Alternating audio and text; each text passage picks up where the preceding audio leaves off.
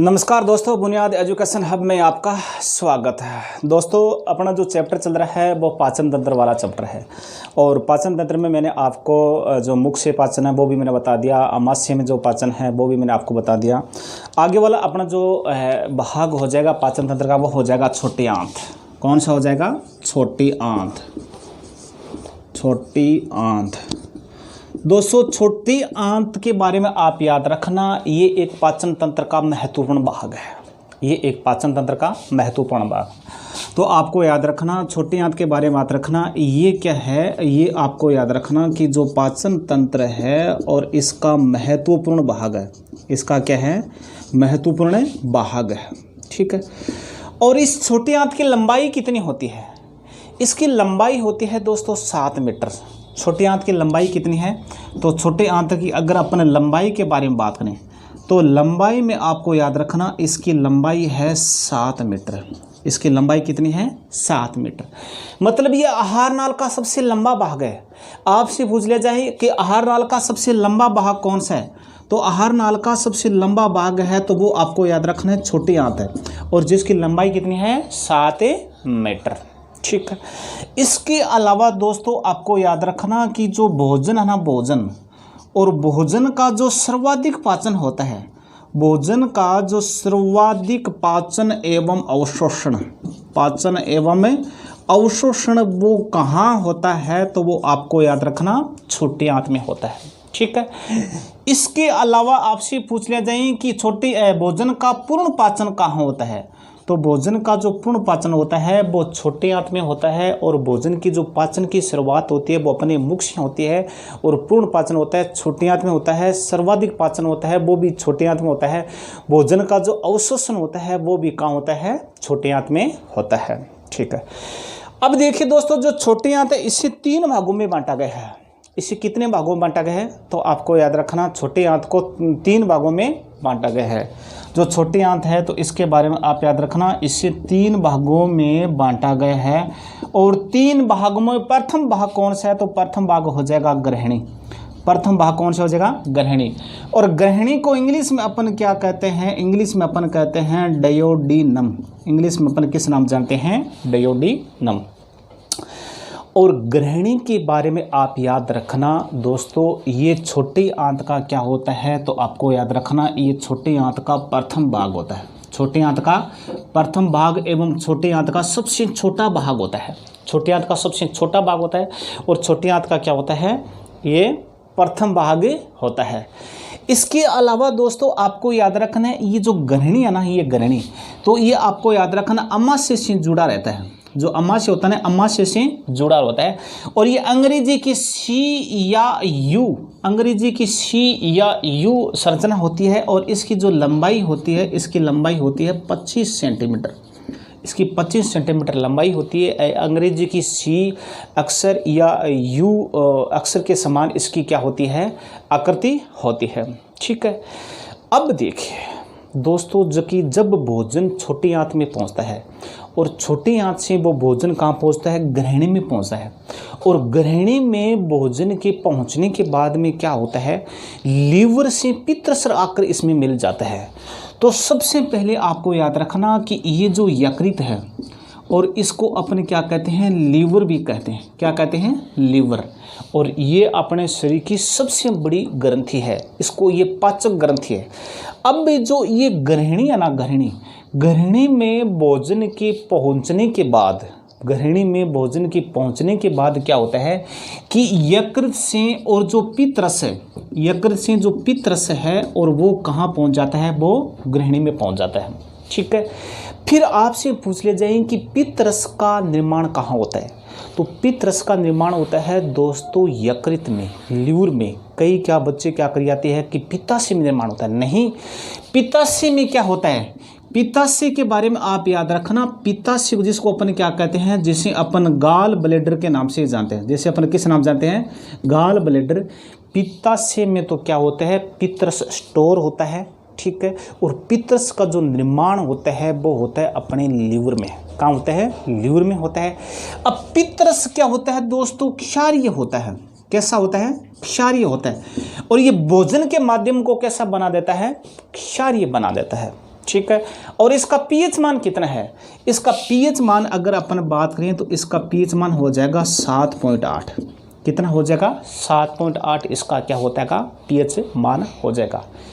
अब देखिए पितरस में 2 वर्णक पाए जाते हैं। क्या पाए जाते हैं, वर्णक। और वो वर्णक कौन कौन से हैं, तो एक तो हो जाएगा बिलीरुबिन, एक तो क्या हो जाएगा, एक तो हो जाएगा बिलीरुबिन और दूसरा हो जाएगा बिलीवर्डिन। दूसरा कौन सा हो जाएगा, बिलीवर्डिन। ये दोनों वर्णक आपको याद रखना दोस्तों, ये क्या पाए जाते हैं, ये पितरस में पाए जाते हैं, ठीक है। जब पितरस की मात्रा रकत में बढ़ जाती है, या बिलीरुबिन या बिलीवर्डिन की मात्रा जब रकत में बढ़ जाती है तो उसमें एक रोग हो जाता है, और उस रोग को अपन कहते हैं पीलिया रोग। उस रोग को अपन क्या कहते हैं, उस रोग को अपन कहते हैं पीलिया रोग। दोस्तों ये जो पीलिया रोग होता है नहीं, इस पीलिया रोग में क्या होता है, अपने खून में और किसकी मात्रा बढ़ जाती है, पितरस की मात्रा बढ़ जाती है, ठीक है। और पितरस की मात्रा बढ़ने पर अपनी आंखें पीली हो जाती है, अपना चेहरा पीला हो जाता है, अपना नाखून पीला हो जाता है, अपना मूत्र पीला हो जाता है, क्योंकि इसमें किसकी मात्रा बढ़ जाती है, पितरस की मात्रा बढ़ जाती है, ठीक है। और पीलिया से प्रभावित होने वाला अंग कौन सा है, तो वो है यकृत। क्यों, क्योंकि पितरस का निर्माण भी कहाँ होता है, यकृत में होता है, ठीक है। और पीलिया रोग में पितरस का निर्माण अधिक होने लगता है, ठीक है। अब देखिए दोस्तों, भोजन के ग्रहणी में पहुंचने में पितरस तो मिलता ही है, पितरस तो मिलता ही है। इसके अलावा एक मान अपने शरीर की दूसरी सबसे बड़ी ग्रंथि है, और उस ग्रंथि को अपन कहते हैं अग्नाशय ग्रंथि। और अग्नाशय ग्रंथि से क्या होता है, ग्रहणी में और अग्नाशय रस और मिल जाता है। कौन सा रस मिल जाता है, अग्नाशय रस, ठीक है। और अग्नाशय रस को दोस्तों आपको याद रखना पूर्ण पाचक रस कहते हैं। क्या कहते हैं, पूर्ण पाचक रस कहते हैं। और पूर्ण पाचक रस क्यों कहते हैं, क्योंकि ये दोस्तों कार्बोहाइड्रेट, प्रोटीन, वसा आदि सभी कच्चे उत्पादों का क्या करता है, ये पाचन करता है, और इसीलिए क्या करते हैं, इसे पूर्ण पाचक रस कहते हैं।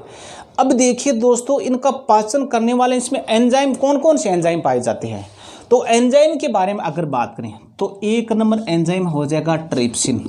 1 नंबर एंजाइम कौन सा हो जाएगा, ट्रिप्सिन। ये ट्रिप्सिन क्या करता है, ये ट्रिप्सिन प्रोटीन का पाचन करता है। किसका पाचन करता है, प्रोटीन। प्रोटीन को विखंडित करता है या पाचन करता है। और प्रोटीन की विखंडन से क्या बनता है, तो आपको याद रखना अमीनो अम्ल बनता है। क्या बनता है, अमीनो अम्ल बनता है, ठीक है। फिर 2 नंबर हो जाएगा एमाइलेज। 2 नंबर एंजाइम कौन सा हो जाएगा दोस्तों, एमाइलेज। ये एमाइलेज क्या करता है, कार्बोहाइड्रेट का पाचन करता है। किसका पाचन करता है, कार्बोहाइड्रेट को क्या करता है, विखंडित करता है। और कार्बोहाइड्रेट की विखंडित होने से क्या बनती है, शर्करा बनती है। क्या बनती है, शर्करा बनती है। दोस्तों आपसे पूछ लिया जाए कि कार्बोहाइड्रेट का पाचन किस एंजाइम द्वारा होता है, तो आपको याद रखना एमाइलेज द्वारा होता है। और प्रोटीन का पाचन किस एंजाइम के द्वारा होता है, तो ट्रिप्सिन एंजाइम के द्वारा होता है। फिर 3 नंबर कौन सा है, तो 3 नंबर होता है लाइपेज। कौन सा एंजाइम है, लाइपेज। और ये लाइपेज क्या करता है दोस्तों, ये लाइपेज वसा का पाचन करता है। किसका पाचन करता है, वसा। और यह वसा को पाचन कर या वसा को विखंडित कर ये किस में बदल देता है, ग्लिसरीन या वसीय अम्ल में बदल देता है। अब देखिए दोस्तों, ग्रहणी में पाचन होने के बाद, ग्रहणी में छोटी आंत के ग्रहणी में पाचन क्या होता है, छोटी आंत के ग्रहणी में क्या होता है, भोजन का सर्वाधिक पाचन होता है, ठीक है। और यहाँ से पाचन होने के बाद में ये पचित भोजन कहाँ पहुँचता है, ग्रहणी के दूसरे भाग में पहुँचता है। और इस दूसरे भाग का क्या नाम है, इस दूसरे भाग का नाम है अग्रक्षुदांत्र। अग्रक्षुदांत्र, और जिसको इंग्लिश में अपन क्या कहते हैं, जेजुनम कहते हैं। इंग्लिश में अपन क्या कहते हैं दोस्तों, इसे जेजुनम कहते हैं। अग्रक्षुदांत्र या जेजुनम छोटी आंत का मध्य भाग है। छोटी आंत का कैसा भाग है, तो आपको याद रखना ये छोटी आंत का मध्य भाग है।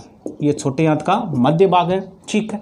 और यहाँ क्या होता है, यहाँ दोस्तों आपको याद रखना है कि जो अंतर कोशिकाएं है ना, अंतर कोशिकाएं, और अंतर कोशिकाओं के द्वारा और भोजन का क्या होता है, अवशोषण होता है। भोजन का अवशोषण कहाँ होता है, तो आपको याद रखना छोटी आंत के जेजुनम भाग में होता है, ठीक है। और यहाँ अंतर कोशिकाएं पाई जाती है जिसके द्वारा क्या होता है, भोजन का अवशोषण होता है, ठीक है। अब देखिए दोस्तों, इस जेजुनम में आंतरीय रस और पाया जाता है। ये जो आंतरीय रस है, ये जो आंतरीय रस है, नहीं तो आपको याद रखना, जो ये आंतरीय रस है ना, ये आंतरीय रस और छोटी आंत की इसी भाग से स्रावित होता है। और एक स्वस्थ मनुष्य में प्रतिदिन 2 लीटर आंतरीय रस क्या होता है, स्रावित होता है, और छोटी आंत के जेजुनम भाग से क्या होता है, स्रावित होता है। फिर देखिए दोस्तों, छोटे आंत का अंतिम भाग कौन सा है, अंतिम भाग है क्षुदांत्र। अंतिम भाग कौन सा है, क्षुदांत्र। और जिसे इंग्लिश में अपन क्या कहते हैं, इंग्लिश में अपन इलियम कहते हैं। क्या कहते हैं, इंग्लिश में इलियम कहते हैं। ये छोटे आंत का अंतिम भाग है, ये छोटी आंत का अंतिम एवं सबसे लंबा भाग है। ये छोटी आंत का अंतिम भाग है, ठीक है। आपसे पूछ ले जाए कि छोटी आंत का अंतिम भाग कौन सा है, तो आपको याद रखना इलियम है, और ये छोटी आंत का सबसे लंबा भाग भी है, ठीक है। और यहाँ भी क्या होता है, यहाँ भी क्या होता है दोस्तों, जो जेजुनम में और जिस पचित भोजन का अवशोषण न हुआ हो, और वो अवशोषण का होता है छोटी आंत की इलियम भाग होता है।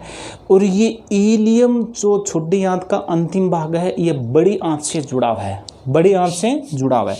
और बड़ी आंत और छोटी आंत की जो जोड़ होता है, इसको अपन क्या कहते हैं, सिक्कम कहते हैं। आपसे पूछ ले जाएं कि जहाँ बड़ी आंत और छोटी आंत मिलती है, उस दोनों आंत के जो जुड़े हुए भाग को अपन क्या कहते हैं, सिक्कम कहते हैं। ये भी क्वेश्चन बहुत इंपॉर्टेंट है दोस्तों, हर कंपटीशन में आता है। इसके अलावा दोस्तों, इस सिक्कम के पास में एक अंगुलीनुमा संरचना पाई जाती है, जिसे अपन कहते हैं अपेंडिक्स। क्या कहते हैं, जिसे अपेंडिक्स कहते हैं। ये अंगुलीनुमा संरचना होती है, और उसको अपन क्या कहते हैं, अपेंडिक्स कहते हैं। और अपेंडिक्स के बारे में आप याद रखना दोस्तों, ये अपने शरीर में क्या होता है, एक अवशेषीय अंग है। अपने जो पूर्वज थे ना, पूर्वजों में तो ये थोड़ी विकसित थी, क्योंकि पूर्वज क्या करते हैं, घास पत्ती अपने खाते थे, और घास पत्तों में क्या होता है, रेशा होता है, सेलुलोज होता है, और जिसमें क्या होता है, जो सेलुलोज का जो पाचन होता है वो अपेंडिक्स होता है। इसके अलावा जो गाय और जो भैंस होती है ना दोस्तों, और गाय और भैंस में ये अपेंडिक्स क्या होती है, बड़ी होती है, और जिसमें जो रेशों का जो सेलुलोज का क्या होता है, पाचन होता है। ये हो जाएगा दोस्तों छोटी आंत वाला चैप्टर, और ये पाचन तंत्र का सबसे महत्वपूर्ण भाग है। और हर कंपटीशन में जो ज़्यादातर क्वेश्चन उड़ते हैं दोस्तों, वो यहीं से उड़ते हैं। अब क्वेश्चन किस प्रकार से आते हैं, तो वैसे तो मैंने आपको बता दिया, लेकिन और बता देता हूँ। आपसे पूछ ले जाएं कि छोटी आंत आहार पाचन तंत्र का सबसे महत्वपूर्ण भाग कौन सा है, छोटी आंत है। आहार नाल का सबसे लंबा भाग कौन सा है, छोटी आंत है। छोटी आंत की लंबाई कितनी है, 7 मीटर है। भोजन का सर्वाधिक पाचन कहाँ होता है, छोटी आंत में होता है। भोजन का पूर्ण पाचन कहाँ होता है, छोटी आंत में होता है।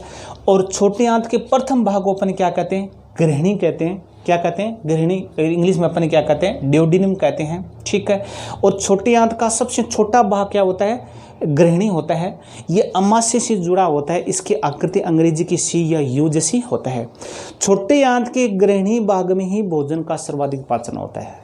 आपसे पूछ लीजिए, भोजन का सर्वाधिक पाचन होता है छोटी आंत में, और छोटी आंत के किस भाग में, तो वो आपको याद रखना गृहिणी में होता है। इसके अलावा दोस्तों, छोटे आंत में क्या होता है कि जब भोजन पहुंचता नहीं, तो वो क्या होता है, यकृत से और पित्त रस इसमें मिल जाता है। और पित्त रस का जो निर्माण होता है, ये लिवर में होता है। ये क्वेश्चन बार बार आता है। और पित्त रस स्टोर कहाँ होता है, पित्ताशय में होता है, जैसे अपन पित्त की थैली बोलते हैं, ठीक है। पित्त रस क्या होता है, क्षारीय होता है, और अपने रक्त में पित्त रस की मात्रा बढ़ने पर पीलिया रोग हो जाता है। कौन सा रोग हो जाता है, पीलिया रोग, ठीक है। फिर हो जाएगा अग्नाशय रस। अग्नाशय ग्रंथि से लिखता है, इसे पूर्णपाचक रस कहते हैं। और इसमें 3 एंजाइम पाए जाते हैं, ट्रिप्सिन जो प्रोटीन का पाचन करता है, एमाइलेज जो कार्बोहाइड्रेट का पाचन करता है, और लाइपेज जो वसा का पाचन करते हैं। और इसीलिए इसे अपन पूर्णपाचक रस के नाम से जानते हैं। फिर छोटे आंत का जो मध्य भाग है, इसको अपन क्या कहते हैं, जेजुनम कहते हैं। तो इस प्रकार से दोस्तों ये छोटी आंत वाला चैप्टर अपना कंप्लीट, ठीक है। और इसके अलावा दोस्तों ज़्यादा से ज़्यादा आप शेयर सब्सक्राइब ठोको, और बेल आइकन भी दबा देना, ताकि आपको नोटिफिकेशन मिलता रहे।